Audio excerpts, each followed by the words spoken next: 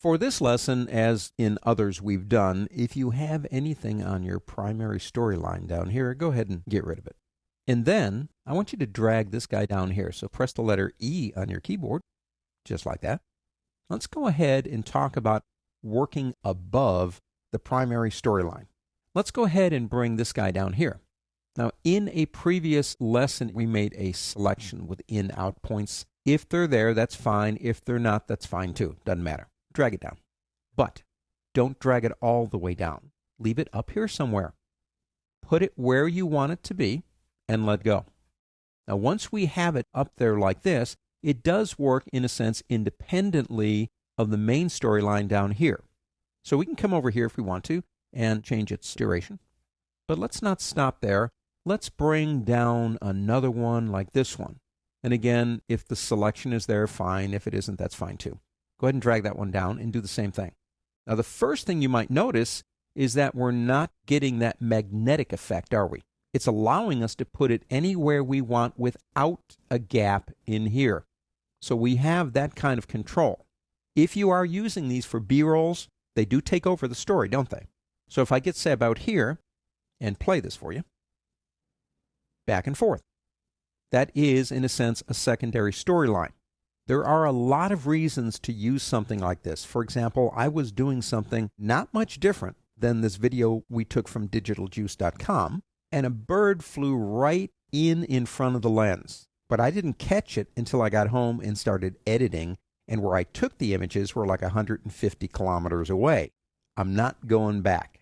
So let's say this area right here represents where the bird flew in. If I have another video I can put in there, looks pretty natural. Comes back out, the bird's gone. So you can use them for that. I've mentioned this one before. You're doing an interview. The guy's talking about wind turbines. You cut to wind turbines. There's a lot of reasons you can use these. Right now they are independent. We can move them independent of the main storyline. But what if the integrity of the distance between those two needs to be maintained, but you do want to move them? How do we maintain that exact integrity between them? Do this. Pick up your selection tool, click on this one, hold down the Shift key and click on this one. Right-click your mouse and go down to Create Storyline. Now watch what happens when I do this. Basically, it turns it into a storyline just like this one. We now have a gap in there. If I take that gap out, they're going to stick together like magnets. But it gives me the ability to control it as a unit and move it anywhere we want it to be.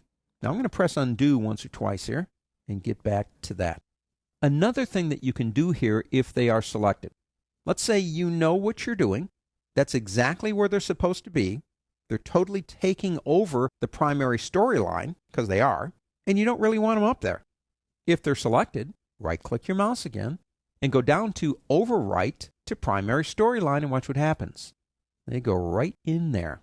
Now, the effect in terms of what people see would be exactly the same, but using a technique like this helps you reduce maybe some of the confusion and some of the other things that go on when you have multiple storylines.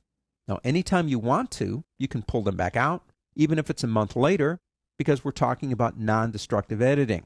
So when you're working above the primary storyline, understand that you have the ability to create a secondary storyline that is controlled very similar to the primary.